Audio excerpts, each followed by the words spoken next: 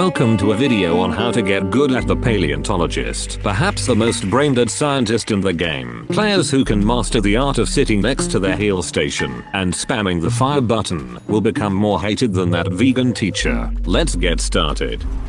The Palaeontologist is a variant of the scientist class, who took a night at the museum literally, along with figuring out if it was possible to have sex with a skeleton, which he found out the hard way that answer was a swift fucking no. His primary weapon of choice is of a magma blaster that shoots out balls of fiery fuckery, because clearly, even though he respects the dinosaurs from many years ago, he promptly also shits on the way they all perished because he can. The weapon fires at 100 rounds per minute, and has a massive 12 ammo per clip before needing to take a 2.25 second reload. Each shot fired is split into a projectile that can deal 15 damage for a direct hit and up to 10 for the splash in a medium-sized radius, and a trapezoid that can deal 25 damage. The weapon does not have damage drop-off, but one key thing about the Palaeontologist is that because of his trapezoid being smaller than your average EP main's condom size, unless you are practically barrel stuffing someone and allow them to get a biological teaching on how right royally fucked they are, you are better off just playing him at longer distances, since getting the trapezoid to actually register requires more luck than the PVC community actually getting a Garden Warfare 3. This is especially apparent when you factor in the splash damage, the fast projectile velocity, the fuck off large clip size of 12, and most importantly, fire damage over time. For every time you hit an enemy, they will be set on fire, taking 4 damage every 3/4 of a second for the next 3.75 seconds. Essentially, the optimal strategy when it comes to this bony heap of shit is to play at the back like a bitch and just snipe people. This is especially easy to do if you have access to some sort of high ground, such as the tower to this location on Seeds of Time for example. You can just place your heal station next to you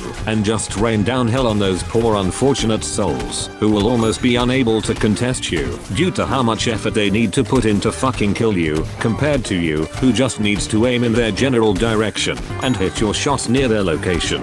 It's especially since you almost never have to reload in a one-on-one confrontation, since your ammo pool is so fucking big for the type of weapon he operates. The optimal upgrade setup for the Palaeontologist would be the fire, reload, and health upgrades, with the reload and fire upgrades being especially important, as being able to reload your massive clip size sooner and deal more damage over longer periods of time allow you to spread your brain dead gameplay around even easier. And the health upgrade, since ammo is not needed and you have access to 2 forms of self-healing. In terms of strengths, the Palaeontologist has a significant range advantage over most of his peers, with the lack of damage drop-off on his projectile, splash damage, and fast projectile velocity can allow him to be very accessible at all distances. His extremely large clip size also means that he has very little downtime and does not have to reload all that often. However, compared to other scientists, Palea struggles at close range due to his trapezoid being so small, so getting it to connect to the victim is going to be noticeably harder than most other scientists. Additionally, like other fire characters, any sort of healing will negate the fire effect and stop enemies from being on fire.